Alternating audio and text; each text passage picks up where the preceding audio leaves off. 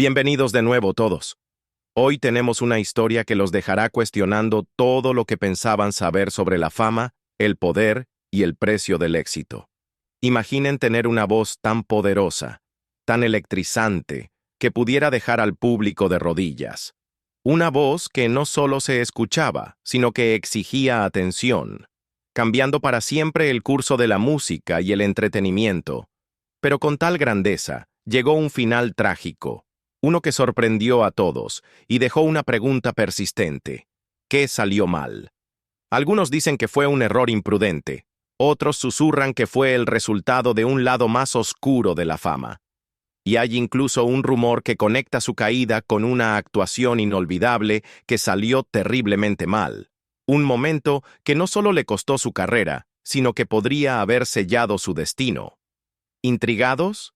Quédense con nosotros mientras profundizamos en este misterio.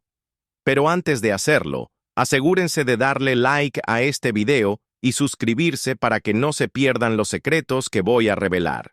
Vamos a ello. Imaginen esto. La era dorada de México. Una época en la que la escena del entretenimiento del país estaba en auge y nombres que todavía resuenan en los corazones de muchos empezaban a emerger. Entre estos nombres están figuras como Germán Valdés, más conocido como Tintán, Alberto Aguilera Valadez, o Juan Gabriel, y Francisco Avitia Tapia, más famoso como El Charro Avitia.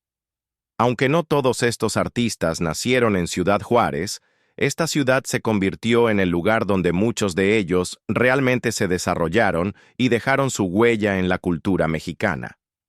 Hoy quiero contarles la historia de El Charro Avitia, un cantante cuya poderosa voz y actuaciones en películas dejaron un legado perdurable. Pero hay algo sobre sus orígenes que podría sorprenderlos. El Charro Avitia, para aquellos que quizás no lo conozcan, fue una de las grandes estrellas de los años 40, 50 y 60. No solo fue cantante, sino también actor. Su voz profunda y resonante podía dar vida a cualquier canción, y su presencia en pantalla era inconfundible. En su apogeo, actuó junto a algunos de los nombres más grandes del cine mexicano, como Luis Aguilar, Pedro Armendáriz, Fernando Casanova, Flor Silvestre y la querida Sara García. Para muchos mexicanos que nacieron o crecieron durante esas décadas, el nombre de El Charro Avitia ocupa un lugar especial en sus corazones y recuerdos. Pero aquí es donde se pone interesante. A finales de los 60, mi familia se mudó a Ciudad Juárez y, como cualquier adolescente curioso, rápidamente desarrollé el hábito de leer el periódico local, El Fronterizo. Era mi manera de mantenerme conectado con el mundo que me rodeaba. Un día, mientras hojeaba sus páginas, me encontré con un artículo que llamó mi atención. Era sobre El Charro Avitia, el querido cantante, y para mi sorpresa, revelaba algo que nunca había sabido antes, algo que cambió completamente lo que pensaba saber sobre él. Hasta ese momento, como muchos otros, había supuesto que el Charro Avitia había nacido en Jalisco. Después de todo, muchos de los más grandes artistas y cantantes mexicanos provenían de allí. Pero según el artículo de El Fronterizo, este no era el caso. El Charro Avitia no nació en Jalisco en absoluto. De hecho, provenía de una parte mucho más remota y menos conocida de México, un municipio grande y desolado, ubicado al norte de Parral, Chihuahua. El lugar era tan aislado, de hecho, que aunque estaba cerca del río Conchos, hasta 2015, tenía menos de 2 habitantes por kilómetro cuadrado. Esta revelación me intrigó. Había pasado por esa misma área unos años antes, en 1968, cuando viajaba en autobús, y la recordaba como una vasta y vacía extensión de tierra. Parecía estar en medio de la nada, con pocas señales de vida o actividad. El paisaje desértico y árido parecía el último lugar de donde alguien querría provenir si quisiera convertirse en una estrella famosa. Sin embargo, de alguna manera, este fue el lugar de nacimiento de una de las voces más queridas de México. Como si el destino lo hubiera querido, regresaría a esa misma región más de 50 años después, en agosto de 2019, pero esta vez, conduciendo por el Valle de Zaragoza en mi propio auto. La sensación de desolación seguía presente, pero ahora tenía una mayor apreciación por esta parte olvidada de México.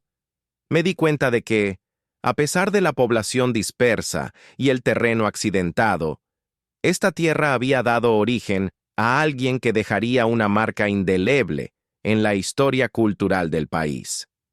Francisco Avitia Tapia nació en 1915, no en una ciudad bulliciosa, sino en la vasta y árida tierra desértica al norte de Parral, Chihuahua.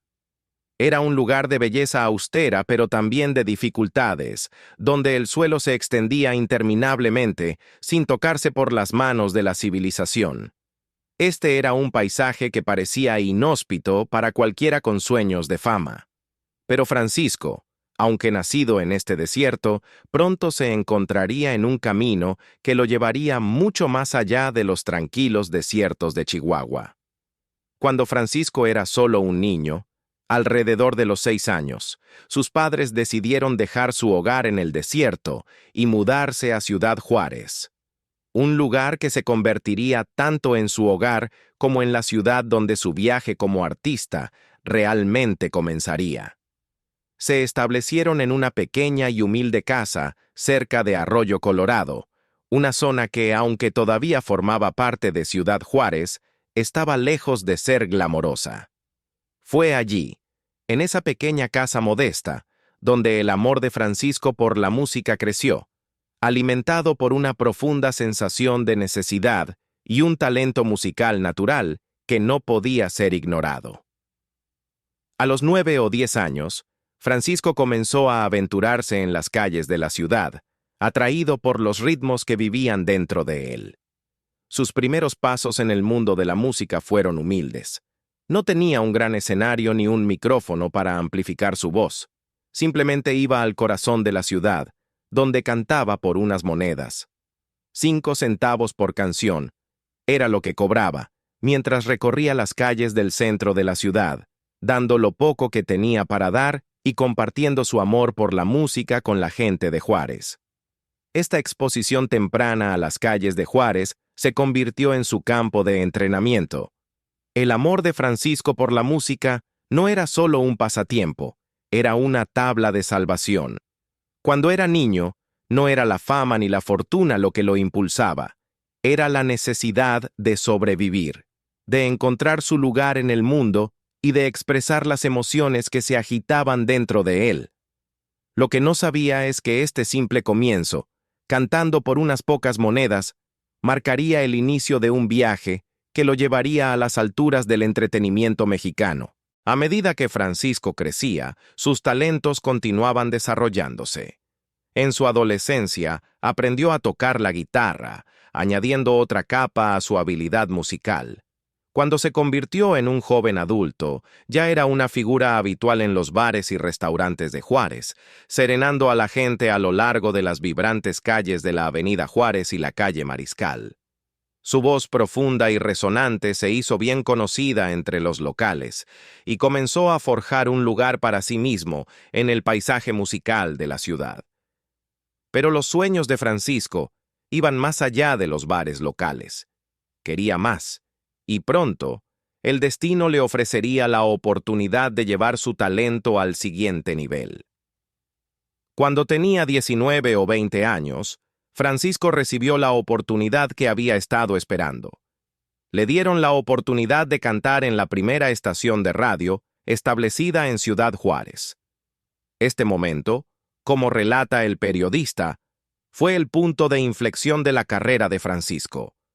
Fue aquí donde comenzó su ascenso a la fama, su voz alcanzando mucho más allá de las calles de Juárez, llegando a los hogares de personas de toda la región.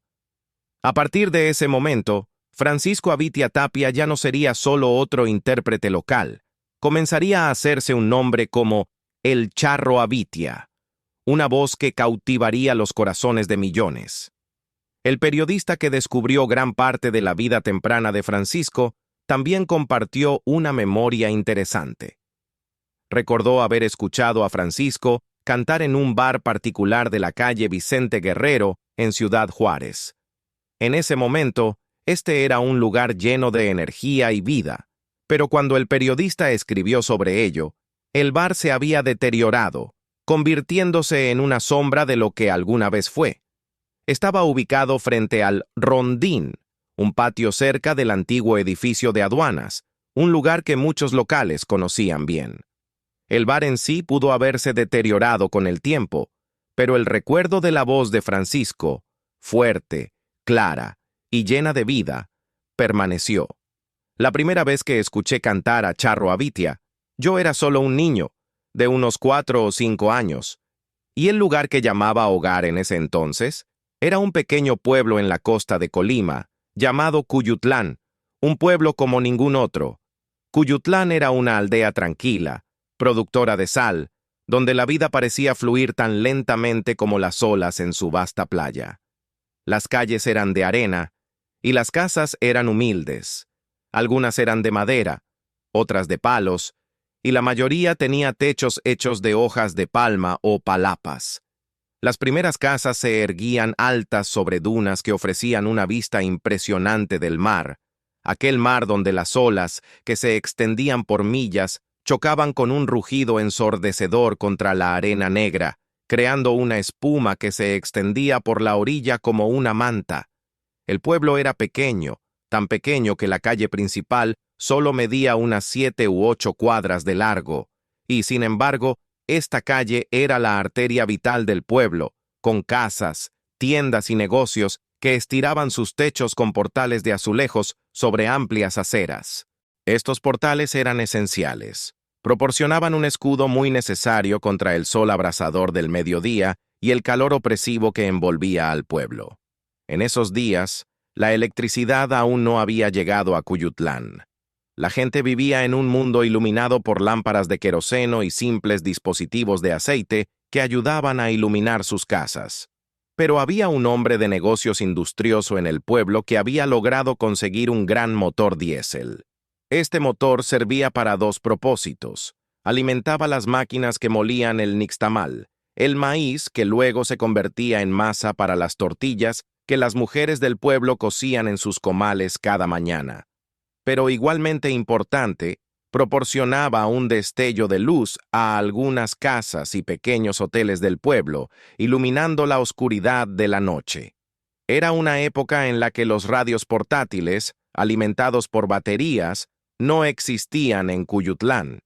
Incluso en Colima, la capital del estado, no había televisión. La gente no tenía acceso a los medios de comunicación que hoy damos por sentados. Así que, cuando el primer sonido de la poderosa voz de Charro Avitia llegó a través de ese pequeño tocadiscos alimentado por batería, fue casi un milagro. No era solo una novedad para mí, fue una revelación para todos en el pueblo.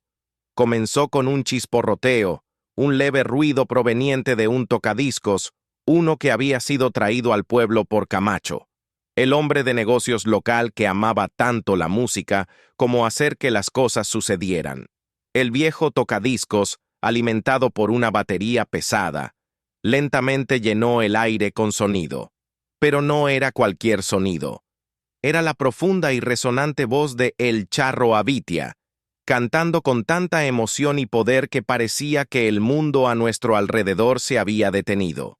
Su voz, tan imponente, tan llena de vida, parecía flotar sin esfuerzo desde el pequeño altavoz, recorriendo las calles y captando la atención de todos los presentes.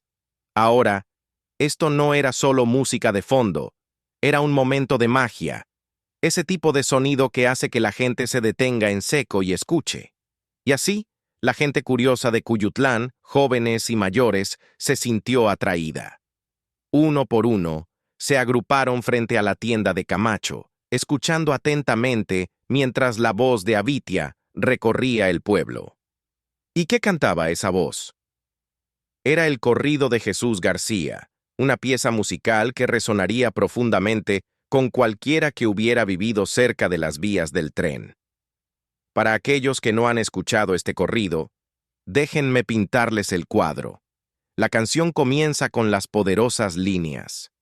Máquina 501, la que corrió por Sonora, por eso los garroteros, el que no suspira llora. Esas palabras, esas imágenes, capturaron algo profundo dentro de mí, algo que resonó con la esencia misma del pueblo en el que vivía. Verán, la casa en la que vivíamos en Cuyutlán estaba a solo 1,25 cuadras de otra estación de tren.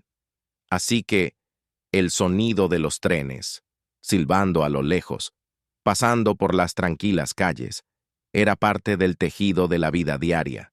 Y cuando escuché la poderosa interpretación de Charro Avitia de este corrido, me tocó profundamente. No era solo una canción, era la historia de nuestro pueblo, la historia de vidas entrelazadas con el ferrocarril, con el sonido de los trenes que marcaban el paso del tiempo. Ahora, déjenme contarles un poco más sobre el hombre detrás de la voz, Francisco Charro Avitia. ¿Qué personaje era? Conocido no solo por su increíble talento, sino por su presencia más grande que la vida misma. Charro Avitia era más que solo un cantante, era un ícono, una fuerza de la naturaleza que atraía la atención donde quiera que iba. Su voz por sí sola podía llenar una habitación, pero era su personalidad, su espíritu, lo que realmente lo diferenciaba de los demás. Una de las historias más infames y legendarias de Charro Avitia ocurrió en el set de Siempre en Domingo, el querido programa de televisión conducido por Raúl Velasco. En ese entonces, Charro Avitia se encontraba en la cúspide de su fama, con su voz resonando en todo el país. Pero una noche, durante una transmisión en vivo, decidió llevar las cosas a otro nivel. Mientras cantaba, de repente sacó una pistola de su funda. La audiencia, como podrán imaginar, se quedó congelada en incredulidad. Charro, no contento con simplemente cantar, disparó la pistola al aire, enviando un disparo que retumbó por todo el lugar, todo mientras mantenía su calma y presencia imponente sobre el escenario. Esto no fue solo una acrobacia casual, fue un movimiento audaz y dramático que dejó a todos los presentes atónitos, desde la audiencia en el estudio hasta los millones de televidentes en sus casas. Raúl Velasco, conocido por su estilo calmado y pulido de conducción, se quedó sorprendido. El programa, que era apto para toda la familia y disfrutado por televidentes de todas las edades, jamás había presenciado algo como esto. En ese momento, Charro Avitia se convirtió en una leyenda.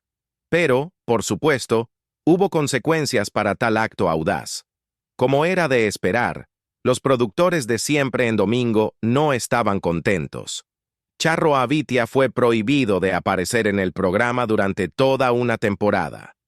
La cadena no podía dejar pasar este comportamiento sin repercusiones, pero Raúl Velasco, quien tenía un profundo respeto por el talento de Charro, no podía negar el poder de su presencia. Sabía que Charro era una estrella en todos los sentidos de la palabra, con defectos y todo. Así que, a pesar de la prohibición, Velasco rogó personalmente a los productores que la levantaran, sabiendo lo mucho que la energía y popularidad del cantante significaban para el programa. La cadena, por supuesto, cedió, pero solo bajo una condición. Charro Avitia nunca, jamás dispararía un arma nuevamente en televisión en vivo. Era un ultimátum, uno que muchos pensaron que Charro respetaría. Pero no Charro. Fiel a su personalidad desbordante, Charro Avitia regresó al escenario para su siguiente presentación y, tal como se esperaba, volvió a disparar su pistola al aire. La multitud enloqueció y la audiencia televisiva quedó en shock. Era como si Charro hubiera tomado las mismas reglas de la televisión y las hubiera arrojado por la ventana. En 1946, la vida de Charro Avitia dio un giro crucial cuando decidió apoyar a Miguel Alemán Valdés durante su candidatura presidencial. Fue un movimiento que moldearía su carrera de maneras inesperadas. Como muestra de gratitud por su apoyo, Alemán recomendó a Charro a Emilio Azcárraga Vidaurreta, el visionario fundador de Televisa. Esta conexión allanó el camino para lo que se convertiría en una carrera verdaderamente notable en la música y el cine. No pasó mucho tiempo antes de que los talentos de Charro Avitia llegaran a la pantalla grande. Bajo la dirección de Joaquín Pardavé, Charro debutó en la película Primero Soy Mexicano en 1950. La película, que también contó con estrellas notables como Pardavé, Luis Aguilar y Flor Silvestre, marcó el comienzo del viaje cinematográfico de Charro. Su presencia en pantalla era magnética, y el público podía sentir su autenticidad y poder, al igual que lo hacía con su música. Su voz era tan cautivadora en la pantalla grande como lo era en la radio, y no pasó mucho tiempo antes de que Charro se convirtiera en una figura imprescindible en el cine mexicano. Como si su carrera cinematográfica no fuera suficiente, la vida personal de Charro también estaba prosperando. En 1953 se casó con María Teresa Sáez, una unión que duraría a través de muchos altibajos de su camino. Balanceó su carrera en expansión en el cine y la televisión con su vida familiar, convirtiéndose en un verdadero ícono no solo en la pantalla, sino también en los corazones del pueblo mexicano. A lo largo de su carrera, Charro Avitia grabó casi 30 discos con importantes sellos discográficos como RCA Víctor y Discos Orfeón, consolidándose como una de las voces más influyentes de la música mexicana. Sus discos resonaron profundamente con los fans, llevando su poderosa voz a los hogares de todo el país. Pero su alcance no se detuvo ahí. Charro también apareció en más de 20 películas, tejiendo su camino a través del tejido cultural mexicano. Y si alguna vez has visto un programa de televisión de la edad de oro del entretenimiento mexicano, es probable que hayas visto a Charro Avitia. Durante más de 50 años, hizo apariciones regulares en programas de televisión, apareciendo a menudo en las pantallas de Telesistema Mexicano y más tarde Televisa. Su rostro se hizo tan familiar como su voz, y su presencia en televisión era algo en lo que los fans podían confiar. A lo largo de este increíble viaje, Charro fue reconocido por sus contribuciones al entretenimiento mexicano. La Asociación Nacional de Actores, ANDA, lo honró con la medalla Virginia Fábregas por sus 25 años de servicio a las artes, y más tarde, con la medalla Eduardo Arosamena por su impresionante carrera de 50 años.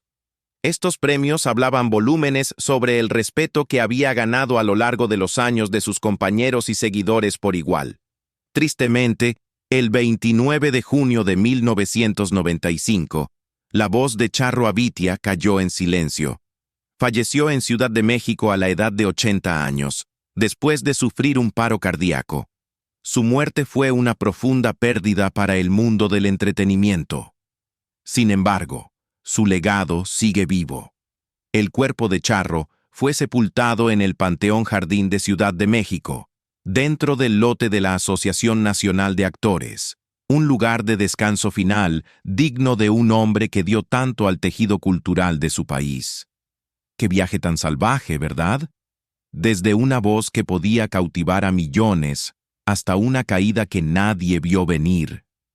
Es un recordatorio de que incluso las estrellas más brillantes a veces pueden arder más rápido. Pero, ¿qué piensas tú?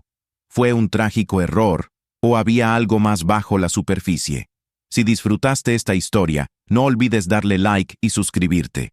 Realmente ayuda a apoyar el canal. Y créeme, no querrás perderte lo que viene.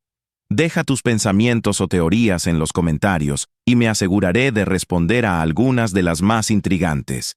Hasta la próxima. Sigue cuestionando, mantente curioso y recuerda, siempre hay más en la historia. Nos vemos pronto.